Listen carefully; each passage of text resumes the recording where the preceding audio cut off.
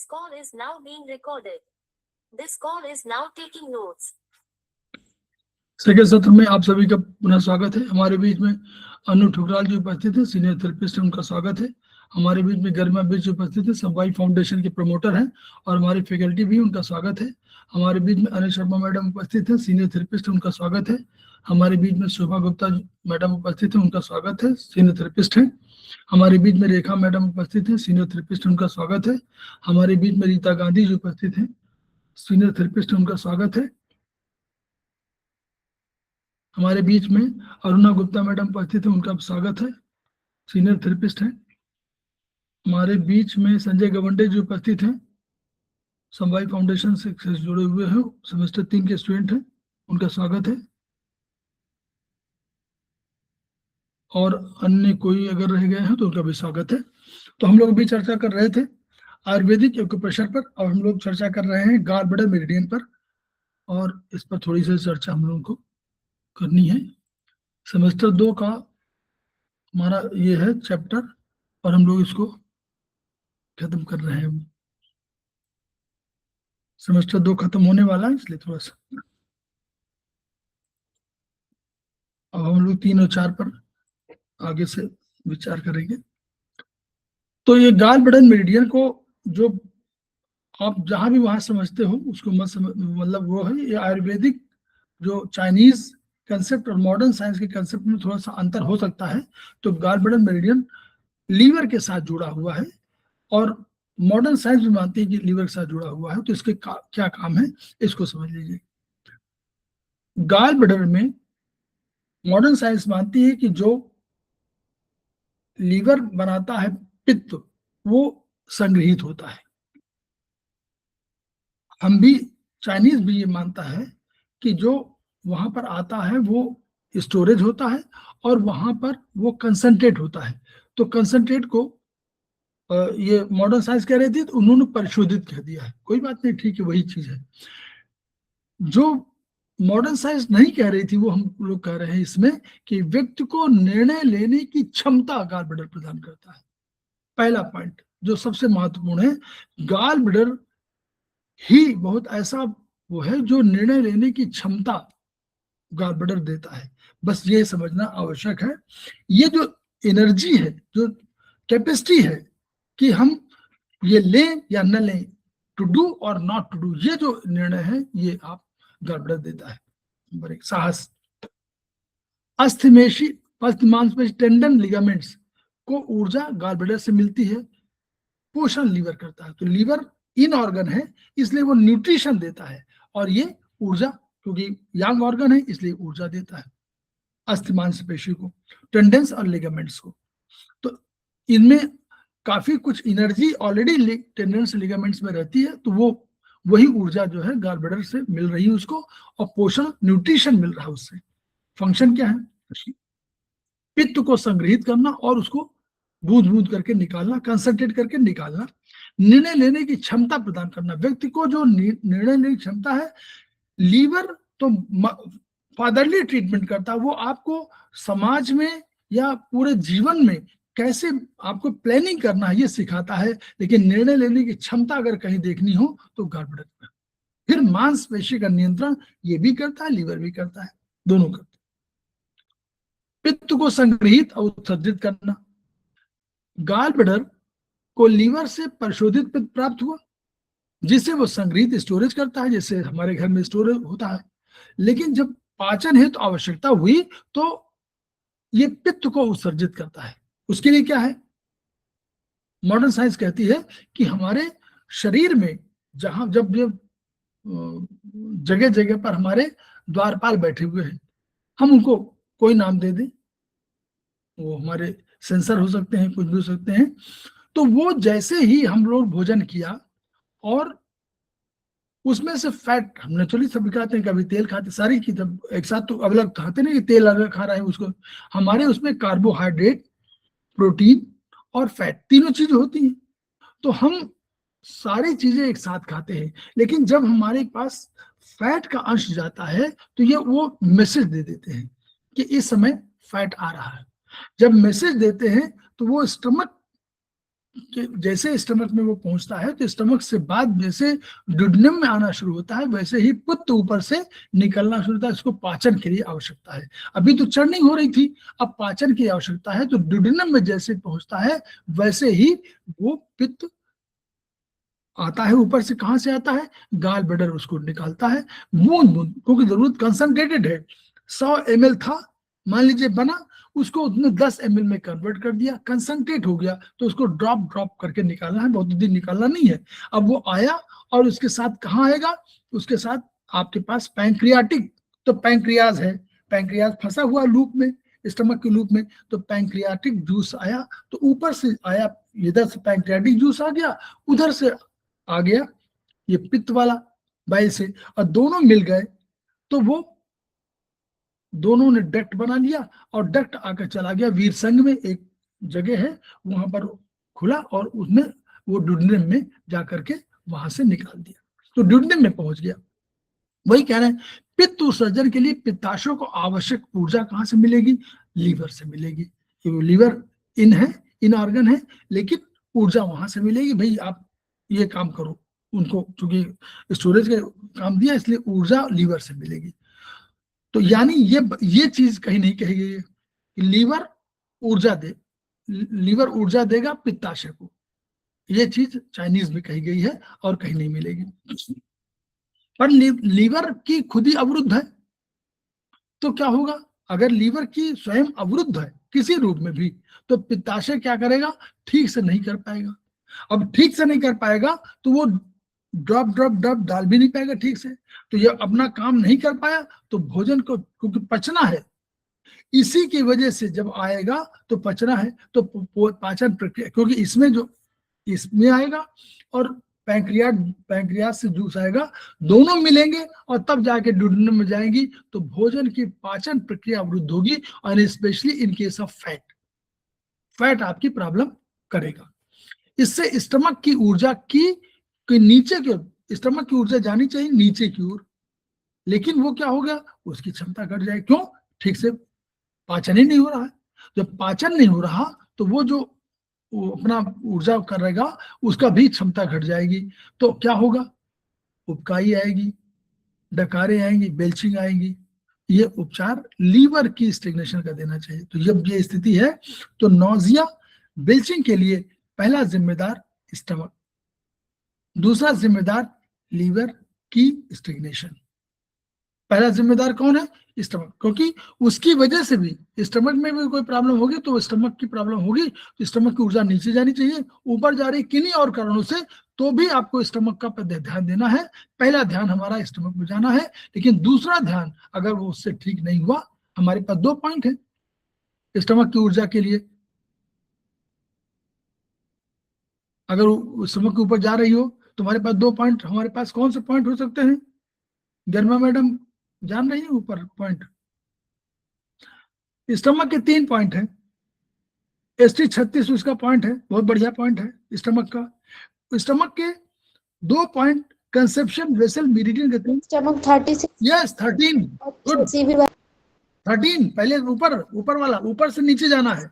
13 seeded, पहला 13 seeded, तो 13 seeded से नीचे आ जाएगा। आपको तब भी नहीं हुआ तो 12 सीडेट, CV12 सीडेट, और नहीं तो CV10 सीडेट, तो 10 में तो पहुंच जाएगा नीचे। सेडेशन मैंने ऊपर से नीचे, ऊपर नहीं जाना है उसको, ऊपर तो 13 ऊपर है, CV12 बीच में है, और CV10 आपको नीचे। 10 11 12, 10 12 13, 3 पॉइंट है, और ST36 बहुत बढ़िया पॉइंट।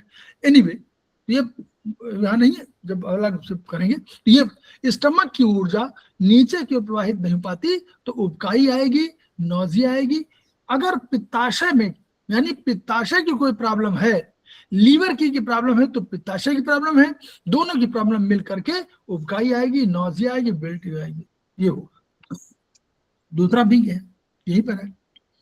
अगर कभी, यही पर जोड़ देते हैं, कहीं बताना नहीं, अगर कभी स्टमक कमजोर हुआ, बहुत बीमार रहे, बहुत एंटीबायोटिक खाए, तो पित्ताशय जो, तो स्टमक की ऊर्जा घट गई, और इसमें क्रोध हो रहा है, गर्म चीजें खा रहे हैं, खूब जो है, जो गर्म तासीर वाले भोजन जो भी हो सकते हैं, चाहे पान मसाला हो, चाहे तंबाकू हो, चाहे ड्रिंक हो, चाहे आपको ड्रग्स डिफरेंट टाइप के हों, इनको ले रहे हैं तो आपकी स्टमक लीवर की ऊर्जा बढ़ रही है। अब लीवर की ऊर्जा बढ़ रही है और स्टमक की ऊर्जा घट रही है। लीवर पिता तुल्य है, थोड़ा सा कभी कभी नाराज भी होता है, उसको देखा तो ये तुरंत अटैक करेगा। लीवर पेड़ की तरह है ना, ऐसे पेड़ ऐसे करता है, तो पेड़ की तरह है तो तुरंत अटैक कर देगा स्टमक पर, और वही नौजिया, वोमिटिंग, बेल्चिंग सब शुरू हो जाएगा। तो लीवर की स्टेग्नेशन का उपचार उसमें करना चाहिए और स्टमक को टोन करना चाहिए। ठीक है, स्टमक की एनर्जी को टोन करिए, इसको स्ट्रेट कर दीजिए। जीवन की उचित योजना बनाने की क्षमता लीवर देती है। बेस्ट प्लानर है लीवर। लीवर रुकना नहीं चाहता, लीवर कहता है कि मुझे काम हमेशा चाहिए, ऑलवेज बिजी मुझे रखिए, मैं आपको बढ़िया से जीवन को उचित योजना बनाने को दूंगा। लेकिन अकेले कोई पूर्ण नहीं है, न इन पूर्ण है न यांग पूर्ण है, चाइनीज थ्योरी। इन भी पूर्ण नहीं है, यांग भी पूर्ण नहीं है, दोनों संपूर्ण के दो भाग हैं, इसलिए दोनों में कोई ना कोई क्षमता है। तो उन्होंने कहा कि आपकी योजना बना लीजिए, लेकिन निर्णय तो मैं क्षमता तो मेरे पास है, आप योजना बनाओ लेकिन मैं निर्णय नहीं लूंगा। तो मेरा अगर कॉम्बिनेशन नहीं होगा तो आपको बढ़िया से काम नहीं कर पाओगे। तो योजना बना दिया लीवर ने। ब्लड ब्रदर निर्णय लेने की क्षमता देता है। लीवर और गॉल ब्लैडर मिलकर योजना को बनाते हैं बढ़िया से और कार्यान्वित करते हैं, एग्जीक्यूट करते हैं दोनों। ठीक, एग्जीक्यूशन में एक और रोल है किसी का, वो है ट्रिपल वार्मर का। वो भी एग्जीक्यूटिव है।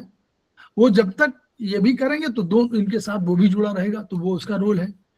तीसरा रोल क्या है, SI है, स्मॉल इंटेस्टाइन है। वो कहते हैं कि हम सार सार को गए रहे, धोता दे उड़ाए। हम जो हमारे पास है कार्बोहाइड्रेट से बनेगा हमारा, क्या बनेगा कार्बोहाइड्रेट से? ग्लूकोज बनेगा ना। ये तुरंत तुरंत बताया करिए। कार्बोहाइड्रेट से ग्लूकोज बनेगा, उसने बना लिया, ग्लूकोज बना दिया, फैटी एसिड बना लिया, अमीनो एसिड बना दिया, और उनको कहा कि हम, और जल और विटामिन सबको सोख लिया, सोख में एब्जॉर्ब कर लिया। एब्जॉर्ब करने के बाद उसने कहा कि हमारे पास ये वेस्टेज बहुत आ गया है, उसको बाहर निकालो। उसने कहा LI तुम ले लो। अब LI को जब दे दिया, यानी उसके पास एक और निर्णय की क्षमता है। वो क्या कहती है, हम बेस्ट जो होगा वो मुझे मुझे चाहिए, और जो बेकार का है मुझे नहीं चाहिए। यानी विवेक बुद्धि उसके पास है। तो निर्णय लेने की क्षमता गॉल ब्लैडर दे रहा है, क्षमता दे रहा है। जीवन की योजना बना रहा है लीवर, लेकिन SI एक और क्षमता दे रहा है। वो कह रहा है कि भाई जो बिल्कुल बेस्ट हमारे लिए हो वो मैं, जो हमारे लिए बिल्कुल उचित हो, विवेक बुद्धि मेरे पास है। तीनों मिल करके आपको योजना बढ़िया से बनाते हैं। ठीक, संतुलित गॉल ब्लैडर को चीन में बड़ा गॉल ब्लैडर बोलते, बड़ा, और डिफिशिएंट को छोटा बोलते हैं। खैर नहीं भी, तो संतुलित होगा जो वो साहस प्रदान करेगा, और जो डिफिशिएंट होगा वो आपको डरपोक बनाएगा। नेचुरली सही बात है। Initiative, drive, courage to take decision and make changes from time to time according to needs is provided by the gallbladder। दो खास बातें क्या है, किसी भी सोच को कार्य रूप में परिणत करने के लिए निर्णय लेने की क्षमता गॉलब्लैडर प्रदान करता है। हमने सोच लिया, हमने प्लान कर लिया, प्लानिंग का काम इसका है। हार्ट भी एनर्जी देता है, वो भी सोचता है, वो भी सोचता है, और वो भी शेन का आवास है। शेन वहीं रहता है। शेन क्या है, आपकी जो एनर्जी आपको पाते हैं जो है, वो शेन जो है उन सारी एनर्जियों का भी एक पूरा बेस्ट प्लानर के रूप में, बेस्ट सामंजस्य बिठाने में शेन का रोल है। याद करिए गीता में कहा, क्या कहा गीता में? कहा ईश्वर सर्वभूतेषु हृदयेषु अर्जुन तिष्ठति। हे अर्जुन, ईश्वर समस्त प्राणियों के हृदय में निवास करता है। यहाँ क्या कह रहे हैं चाइनीज वाले? वो कह रहे हैं कि शेन रहता है वहां, हृदय में। तो शेन अगर बढ़िया है, हार्ट बढ़िया है, तो ये आपका एसआई भी बढ़िया हो जाएगा और आपका गॉल ब्लैडर भी बढ़िया होगा, लीवर बढ़िया होगा। वो हार्ट कंट्रोल करता है किसको? रक्त को।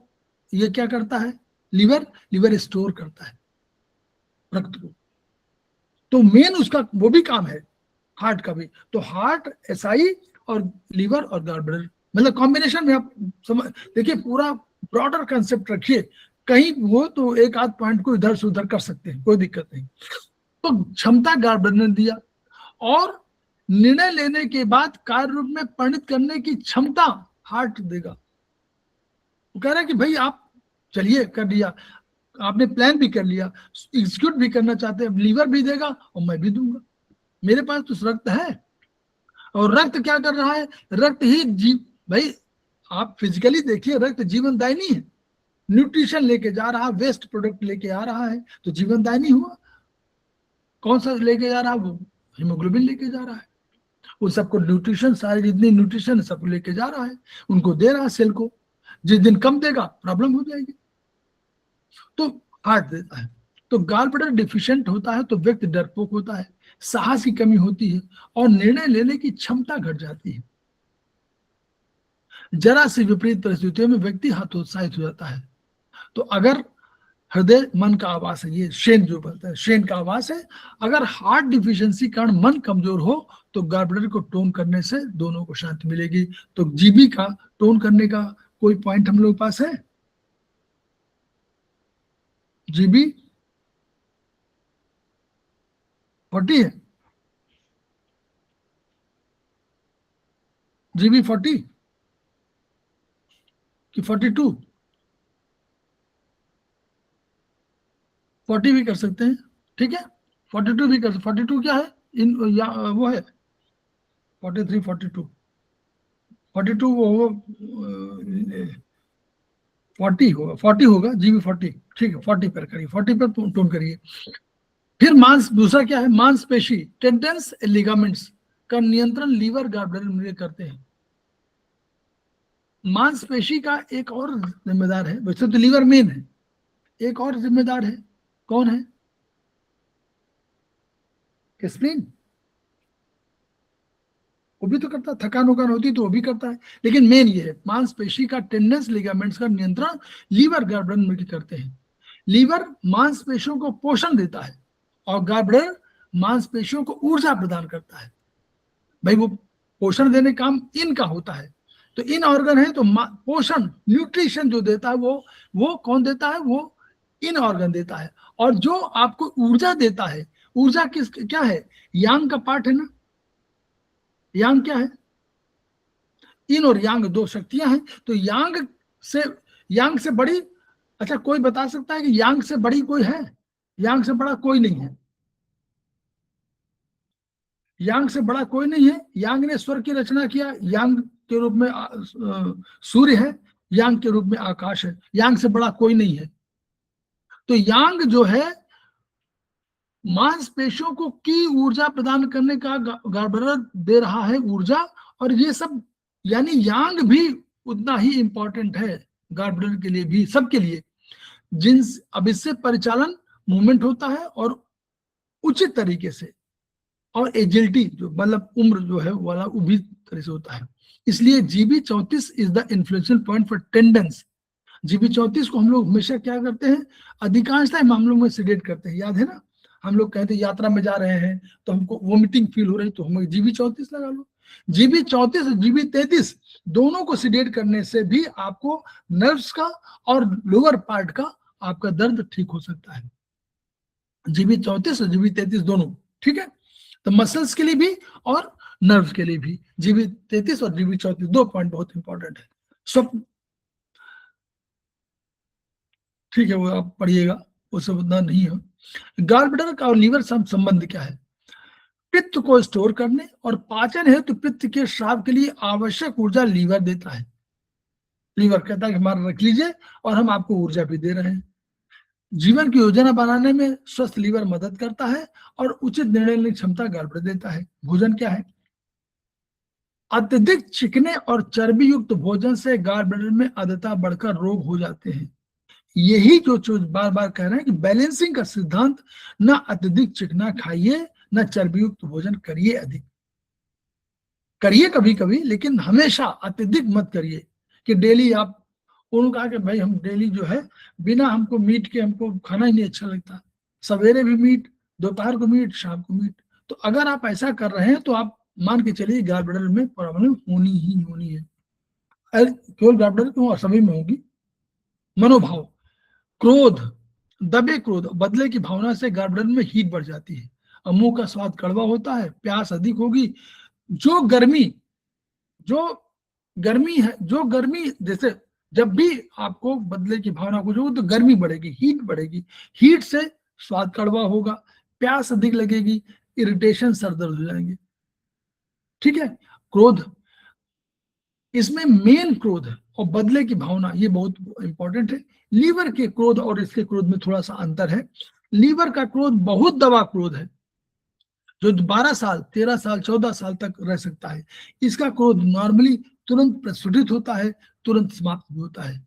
तुरंत नाराज हुए, कहा चाय पिलाओ या चाय पिएंगे, चाय लाओ, ये होता है। लेकिन गॉल ब्लैडर चूंकि यांग है, तुरंत आया और तुरंत, लेकिन वो इन है लीवर, इसलिए उसका गुस्सा, उसका क्रोध बहुत दबे तक रहेगा। और क्रोध ये नहीं कह रहे हैं क्रोध किसी, क्रोध माने क्रोध का ये मत समझिए क्रोध कोई खराब चीज है।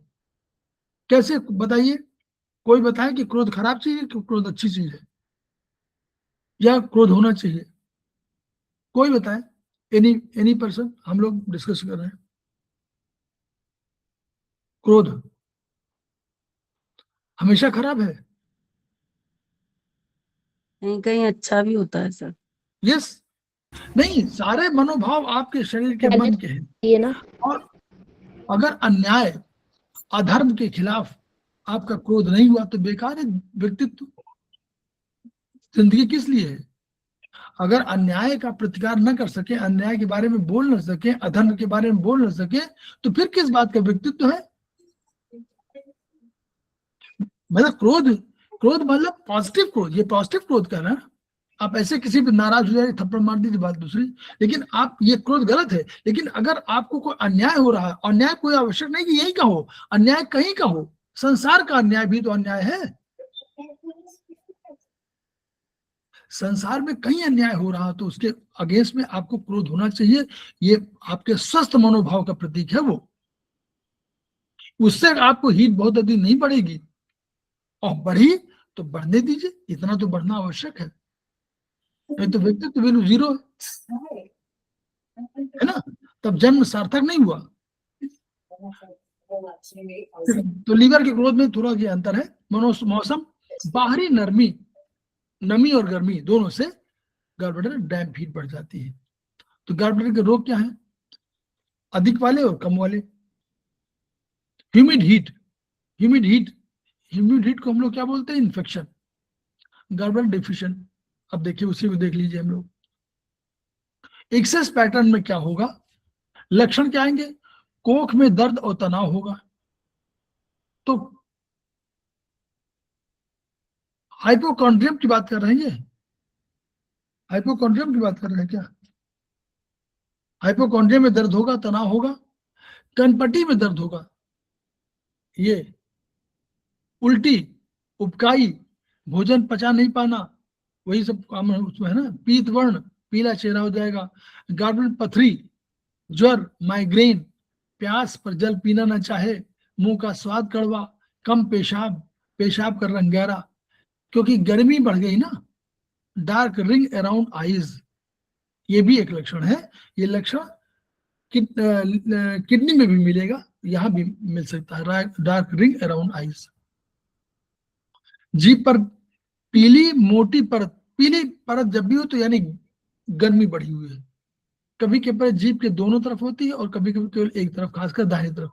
तो दाहिनी तरफ हो तो स्पेशली आपका गॉल ब्लैडर, लेफ्ट में हो तो स्पेशली आपका लीवर। सूत की तरह पतली नब्ज, ये बहुत पतली होती होगी।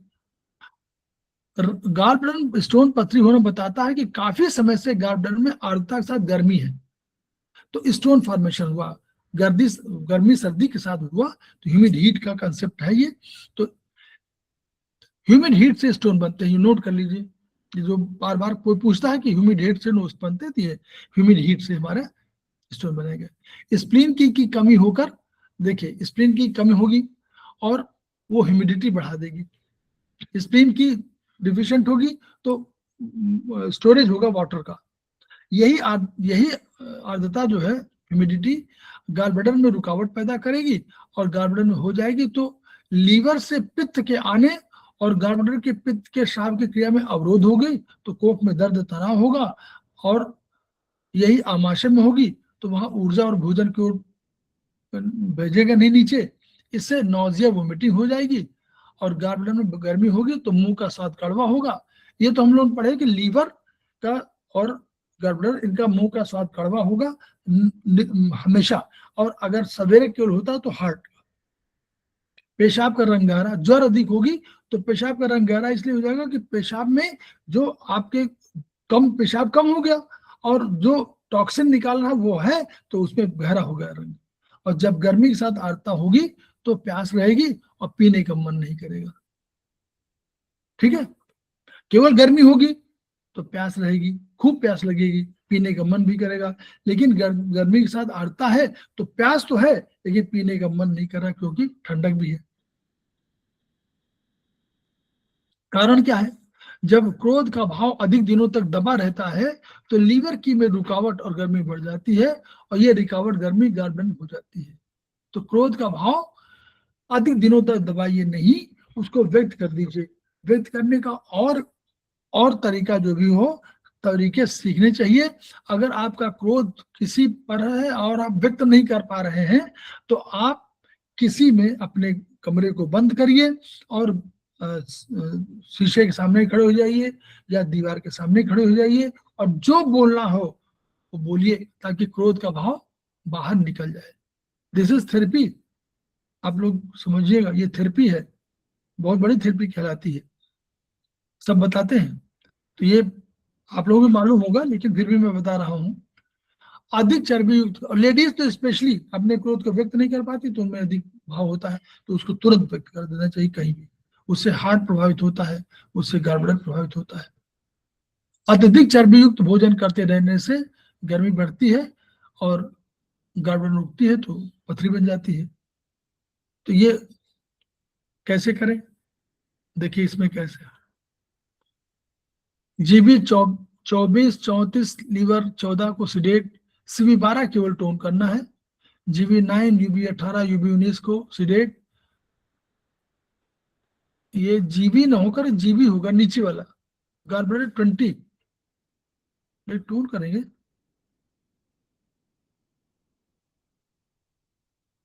यूबी होगा क्या? यूबी है क्या? यूबी हो, जीबी तो नहीं होगा। Extra point 16 GB 34 all point, कौन सा पॉइंट है वो? यूबी 20 है क्या? यूबी 20 माने यूबी 20 हुआ स्प्लीन सर जीबी 20 है, है? GB 20 governing vessel. नहीं, गवर्निंग वेसल को गलत होगा वो तो। गवर्निंग वेसल टोन क्यों करेंगे, ये तो ऑलरेडी गर्मी है। ये करेंगे यूबी को करना चाहिए मेरे हिसाब से। यूबी 20 नीचे लिखा हुआ यूबी 20, ऊपर तो वही वाला होगा। यूबी 20 को टोन करना होगा, यूबी 20 टोन होगा। यूबी माने स्प्लीन है, स्प्लीन को कह रहा ना, कह रहा है स्प्लीन की वजह से होता है ना। देखिए स्प्लीन कहीं आया है ना, तो स्प्लीन की वजह से आया, ये देखिए। हाँ जी आया था सर कि स्प्लीन हाँ की कमी से ह्यूमिड हीट वो हो जाती है। हाँ, तो यूबी 20 स्प्लीन का पॉइंट है तो इसको यूबी 20 लिख दीजिए। ये टोन होगा, सीबी 12 टोन होगा और यूबी 20 टोन होगा और सब्सिडेट होंगे। क्लियर? चलिए, तो ये पॉइंट हम लोग का समझ में आ गया। अब दूसरा ये समझना है, केवल देखिए ट्रीटमेंट एक बार पढ़ लीजिए और समझ लीजिए, फिर आपको चिंता नहीं, फिर तो हम लोग जो है कहीं ना कहीं पॉइंट लगा ही लेंगे। डिफिशिएंट होगा तो क्या होगा? डरपोक, चौंकने की प्रवृत्ति, ये और भी आती है। लिवर ब्लड डिफिशियंसी, वो हार्ट ब्लड डिफिशियंसी में भी हो सकती है चौंकने प्रवृत्ति। साहस का भाव, निर्णय लेने की अक्षमता हो, सिसली लेने का, लंबी सांस खींचने की आदत, चक्कर, धूमिल दृष्टि, नौजिया, अंदरूनी बेचैनी, अनिद्रा, पीली या सामान्य क्या हो, जीभ, नब्ज कमजोर। कारण क्या है? गॉलब्लैडर में ऊर्जा की कमी होने से व्यक्ति डरपोक हो जाएगा, साहस कमी हो जाएगी, निर्णय लेने की क्षमता खो देगा, अपने कार्य संपादन हेतु ऊर्जा लीवर से मिलेगी। अगर लीवर में ऊर्जा कमी है तो गॉलब्लैडर भी प्रभावित हो जाएगा। आत्मा का आवास लीवर में होता है और लीवर में ऊर्जा कमी से आत्मा का आवास लीवर में होता है, आप लोग जानते हैं। कहते हैं चाइनीज के हिसाब से कि आत्मा जो है, जो आकाशीय आत्मा है, उसका आवास लीवर में है। जब लीवर आपका बहुत बैलेंस्ड होता है तो वो आकाशीय आत्मा आपके साथ रहती है, और जब आप अनियंत्रित, और तब वो आपका नियंत्रित रखता है पूरे जीवन को। और जब वो आप अपने निर्णय को, यानी आपका जब क्रोध हो या लीवर बैलेंस नहीं हो पाता है और डिफिशिएंट हो या अधिक, डिफिशिएंट तो होता नहीं नॉर्मली, वो एक्सेसिव बहुत अधिक हो जाता है, तो ये वो आत्मा, आकाशीय आत्मा आपको छोड़ के बाहर आकाश में विचरण करते, उनका कंसेप्ट है आकाश में विचरण मैंने छोड़ के चली जाती है, और तब आपका जीवन बहुत और इनबैलेंस हो जाता है, और आप बिल्कुल जो इसको बोलते हैं कि आप विचार करने की क्षमता, आपको जीवन को बढ़िया परिमार्जित करने की क्षमता, ये सब खो देते हैं, और तब आपका बिल्कुल जैसे घूम रहे हैं आप बिना किसी उद्देश्य, निरुद्देश्य, उद्देश्यहीन जीवन को शुरुआत कर देते हैं। ये उसमें लिखा हुआ है, आगे लीवर में लिखा हुआ है, पढ़िएगा। बचपन में बड़ों के द्वारा बार बार डांटने और मारे जाने से बच्चा भयभीत हो जाता है, ये भी एक कारण है, और इससे स्प्लीन भी प्रभावित होती है, नोट कर लीजिए, इससे स्प्लीन भी प्रभावित होती है। बहुत बार बार डांटने पर और मारे जाने से बच्चा भयभीत होगा, डरपोक होगा। इसीलिए कहा जाता है कि बहुत अधिक अगर डांटना हो तो बहुत अधिक मत डांटिए। हालांकि अब आगे जो भविष्य आ रहा है उसमें कोई डांट नहीं सकता है, लेकिन फिर भी डांटने और बहुत मारने से कोई फायदा नहीं होता। थोड़ा सा दबाव रखिए, लेकिन अधिक नहीं, क्योंकि स्प्लीन और गॉलब्लैडर दोनों डिफिशिएंट होते हैं। इसमें लीवर भी हो गया, तो लीवर, स्प्लीन और गॉलब्लैडर तीन डिफिशिएंट हो जाएंगे। रक्त की अत्यधिक कमी भी भय, रक्त तो उसके लिए हार्ट जिम्मेदार है। अगर रक्त की अधिक कमी हुई तो पहला जिम्मेदार हार्ट, पहला जिम्मेदार स्प्लीन ने हार्ट को बनाने दिया नहीं ऊर्जा, हार्ट ने बना नहीं पाया, लीवर रिस्टोर नहीं कर पाया, लीवर ने इसको एनर्जी नहीं दिया, तो ये हो गया। तो उसमें स्प्लीन टोन करिए, पहले रक्त की अत्यधिक कमी, स्प्लीन टोन कर दीजिए। शरीर में अत्यधिक गर्मी क्रोध का सृजन करेगी। रक्त की कमी से जब भय का सृजन होगा तो रोगी को सोने में भय लगेगा। लीवर में ऊर्जा कमी से भी सब समय रहने वाला भय पैदा हो। कोई भी देखिए, ऊर्जा कमी कहीं होगी, ऊर्जा भय, ऊर्जा के साथ केवल किडनी के साथ जुड़ा नहीं हुआ है, बल्कि रक्त की कमी होगी, लीवर में होगी, हर जगह जहां भी रक्त ही तो आपको जीवन दे रहा है, वही जीवन दायनी है रक्त। अगर वो कहीं और लीवर में ऊर्जा की अधिकता होगी तो क्रोध होगा। इसमें गॉलब्लैडर को टोन करना है, GB40 को टोन करना है, सोर्स पॉइंट है, और GB तो सोर्स पॉइंट को टोन करना है। GB35, 38, 39, 43, 44 सबको टोन कर देना है। GB40 पे विचार देने से रोगी का भय और डरपोकन कम हो जाता है। तो GB40 को टोन करना सबसे बढ़िया उदाहरण है। आप लोगों को कुछ मतलब वैसे समझ में आया थोड़ा बहुत, क्या है कि नहीं आया? संजय जी और लोग तो सीनियर हैं, संजय जी बताइए। सारे लोग सीनियर बैठे हुए हैं, संजय जी आप ही वो हैं। जी सर, जी सर। आप कुछ समझ में ठीक आ रहा है? जी सर। आपके सब सीनियर और सब सीनियर हैं, सब थर्ड सेमेस्टर से ऊपर हैं, आप केवल थर्ड सेमेस्टर में आप ही हैं, इसीलिए आपसे पूछ रहा हूँ। और पढ़िए, खूब पढ़िए, जितना पढ़ेंगे उतना ज्ञान बढ़ेगा।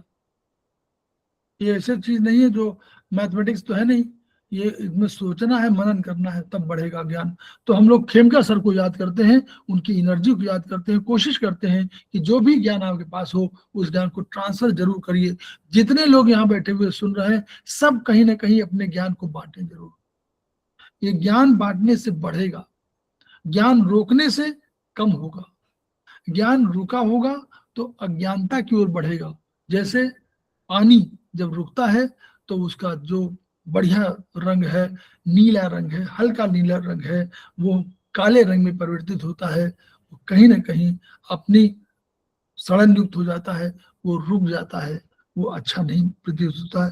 तो ज्ञान को खूब बांटिए, खूब बढ़ाइए। जितना बांटेंगे, 2 हाथ उलीचिए, ये सज्जन का काम। सज्जन को यही करना है कि सब हो सभी के हेतु सुखकर, हो अगर मेरा उदय भी, है ना, सबके लिए। सर जी। बीपी के लिए बताइए ना, ब्लड प्रेशर बढ़ रहा है। आपका जी सर, साइलेंट है सर, कुछ होता नहीं है। है? साइलेंट है सर, कुछ ऐसा सिम्टम्स नहीं आते हैं। अच्छा, तो बीपी के लिए भी जिम्मेदार जो है वही जो पहला पॉइंट लिखा था ना, क्रोध को दबाना। जी पहला पॉइंट तो यही है। लेडीज में जो बीपी के अधिक बढ़ने का चांस होता है, अब मैं ये नहीं कह रहा हूँ, आप हमको पूरा वो भिजवा दीजिए अपने बारे में, हम प्रोटोकॉल लेके भेज देंगे, वो अलग पॉइंट है। लेकिन मेरा कहना यह है कि क्रोध को दबाइए नहीं, उसका क्रोध की थेरेपी है। हमने थेरेपी बताई नहीं आपको? हाँ, नहीं सही, वो तो सुनी सर। क्रोध तो कुछ भी नहीं है ना, कोई टेंशन है फिर भी, और साइलेंट है सर, पता नहीं चलता है कि इतना बीपी बढ़ रहा है। तो बहुत दिनों का हो गया होगा, क्रॉनिक हुआ होगा तब साइलेंट हुआ होगा। नहीं, पहले से जब कब भी से हुआ? चेक करवाया नहीं, साइलेंट ही रहता है। कब से हुआ ये आपको? सर अभी 2 महीने पहले था, फिर मेरा बीच में इक्वल हो गया, और अभी 2 दिन से फिर बिल्कुल साइलेंट है। अगर अपन चेक करवाओ तो समझ में आ रहा है कि हाँ बढ़ रहा है, ऐसे पता नहीं चल रहा है। मतलब 2 ही महीने का डेवलपमेंट है ये? हाँ, 2 से 3 महीने का ही है, और 140 तो मेरा हमेशा ही रहता है। कोई रिपोर्ट आपने कराया है? रिपोर्ट्स तो सर मेरा अभी ऑपरेशन हुआ, गले का गठान थी तो वो ऑपरेट करवाई है, तो क्या उस था? टाइम सब क्या चेक था हो उसमें? गया है। क्या था उसमें? कुछ नहीं निकला सर, नॉर्मल थी। गले में? तो आप लिख के हमको भेजिए जरा, लिख के भेजिए। कोई और रिपोर्ट आपकी ब्लड वगैरह टेस्ट की हुई हो तो वो भी भेज दीजिए, ठीक है हम आपको सर, प्रोटोकॉल भेजते हैं। ठीक है सर, और टंग की, थैंक अपने यू। टंग की फोटो। ठीक है सर, भेजती हूँ मैं। हमारा नंबर आपके पास है 99 102 29 503। Sir hello. जी मैडम। सर मैं सर मुझे हाइपोथायराइड है, तो इसके लिए मैं फिंगर नंबर 5 पे डेली मेथी दाना लगा लेती हूँ पिप जॉइंट पे, तो वो राइट है या कुछ और लगाना चाहिए? आप किडनी में जाइए, kidney meridian. Kidney finger number 4 पे? नहीं नहीं, फिंगर नंबर 4 नहीं, kidney meridian, Chinese acupressure. Chinese में? तो किडनी के 3 तो मैं टोन करती हूँ। ना ना, मैं पूरा प्रोटोकॉल है उसमें, पूरा लिखिए। हाँ जी। हाइपोथायराइड है, हाइपोथायराइड है। हाँ जी, हाइपोथायराइड है सर। तो हाइपोथायराइड का मतलब क्या हुआ? हाइपो थायराइड कम बनता है। हाँ, तो वो एक तो वो तो आयुर्वेद में एक कंसेप्ट हुआ कि भाई थायराइड कम बन रहा है तो आपको पिट्यूटरी पे देना है इलाज, और उस पे देना तो पिट्यूटरी पे इलाज दीजिए, उसमें हाइपोथैलेमस में इलाज दीजिए। अगर सिंपल बात करें तो हाइपोथायराइड का इलाज पिट्यूटरी में दीजिए और थायराइड को भी दीजिए। तो वो हम लोग क्या लगाते हैं, आप लगाती है 4-5, वो वाला लगाती है क्या, 5 से 5? नहीं सर, मैं तो सिर्फ सीड लगाती हूँ, मेथी सीड। नहीं नहीं, बता रहे हैं कि या तो उसमें देखिए, हाइपोथायराइड या कोई थायराइड हो तो अल्टीमेटली पिट्यूटरी ग्लैंड उसमें जिम्मेदार है। तो वो एक तो तरीका ये कि पिट्यूटरी और हाइपोथैलेमस पर ट्रीटमेंट किया जाए। दूसरा, किडनी पर आप आइए, और किडनी पर हाइपोथायराइड का बिल्कुल पॉइंट लिखा हुआ है। आप लोगों ने शायद वो पढ़िए, ट्रेटाइज 7, बहुत सिंपल सा है। आप बता दीजिए सर, मैं हाँ, बात। बता रहे हैं। अभी देखिए, अभी आपके सामने जो जो आप लोग बताते रहो, हाइपरथायराइड के लिए जब भी आपको करना हो तो हाइपर के लिए किडनी इन और इसमें किडनी यांग। और सिम्टम बताइए जरूर, आप एक आध सिम्टम बताइए जरा, एक और सिम्टम बताइए। वीकनेस रहती है सर, फटीक से, जैसे थका थका सा थकान रहती है, लेजीनेस रहती है। यूरिनेशन बताइए, द कलर बिल्कुल ठीक आता है सर। अधिक हो रहा है कम हो रहा है? नहीं, नॉर्मल होता है, दिन में 6-7 बार। कलर वाइटिश मतलब वाइटिश नहीं, नॉर्मल? जैसे मैं बहुत टाइम बाद मॉर्निंग में जाऊं तो डार्क येलो होता है, अदरवाइज दिन में तो वाइट ही होता है। बिल्कुल वाइट नहीं, हल्का येलो, बहुत लाइट येलो। तो जो आप नॉर्मल आप समझ सकते हो उससे अधिक फ्रीक्वेंसी है कि कम है, ये जानना चाह रहे हैं बस। अधिक ही है सर, अधिक है ना? शाम के टाइम बहुत ज्यादा आता है। हाँ, तो किडनी देखिए, पढ़िएगा किडनी यांग डिफिशियंसी के सारे पॉइंट वो सिम्टम पढ़िए और अपने को मैच करिए कि क्या 4-5 आपके पॉइंट उसमें हो रहे हैं, मैच कर रहे हैं। पहला, हाँ टिटाई 7 में किडनी यांग डिफिशियंसी के पॉइंट पहले पढ़िएगा और देखिए क्या आपको 4-5 पॉइंट जो है उससे मैच कर रहे हैं। अगर मैच कर रहे हैं तो यानी उसको पहले लगा लीजिए, और जब इसको लगाइए तो किडनी इसेंस जरूर लगा लीजिएगा पहले, मतलब जी। इसके पहले या बाद में। मतलब मेरा कहना ये नहीं कि एक साथ लगाइए, एक दिन किडनी यांग लगा लीजिए, एक दिन किडनी इसेंस लगा लीजिए, फिर किडनी यांग लगाइए। ये 2-3 दिन करके देख लीजिए और फिर बीच में एक किडनी इन लगा लीजिए और बीच में किडनी की भी लगा लीजिए बस। किडनी इन डेफिशिएंसी भी यांग लगाइए, पहले यांग लगाइए। पहले यांग लगाना है और एसेंस लगाना है। हाँ ठीक, जब 2-4 दिन लगा लें आप इसको तो बीच में एक आध दिन किडनी इन भी लगा लीजिए। ये लिखा हुआ है कि किडनी यांग डिफिशियंसी जब भी लगाए किडनी यांग को तो किडनी इन को भी लगाइए, जी। और किडनी की इसलिए लगा दीजिए कि जो फ्रीक्वेंसी या अर्जेंसी होती है वो उससे दूर होगी। तो कोलेस्ट्रॉल भी है सर मुझे हाई। तो मैडम अपना रिपोर्ट भेजिए। अच्छा। हाँ भाई, आपने पूछा इसीलिए मैंने कहा ना कि वो एक से दूसरी चीज निकलती है ना। हाँ जी, हाँ जी, तो इसमें कोलेस्ट्रॉल तो अलग होगा ना, वो तो ब्लड से, तो हार्ट से है।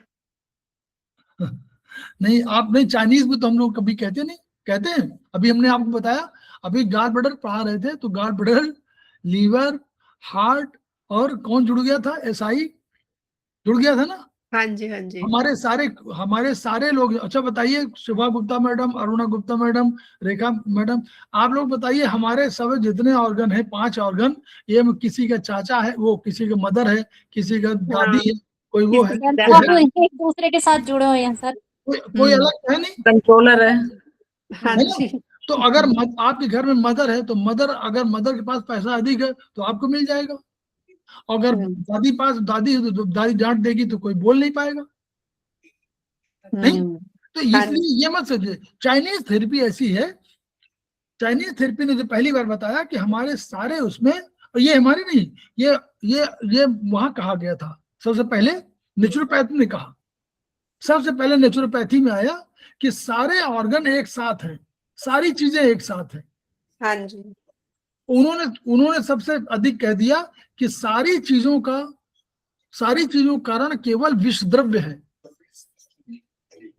जो आपके अंदर टॉक्सिन है, आपके अंदर शरीर के अंदर है, वही टॉक्सिन अगर खत्म हो जाए तो आपका रोग ठीक हो जाएगा।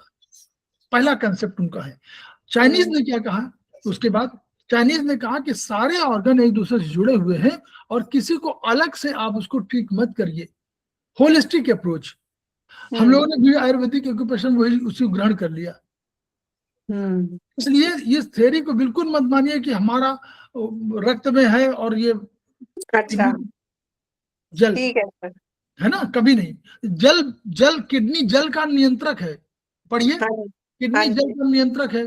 क्या क्या ब्लड में जल नहीं होता है? होता है। उसमें प्लाज्मा। बहुत अधिक होता है जल।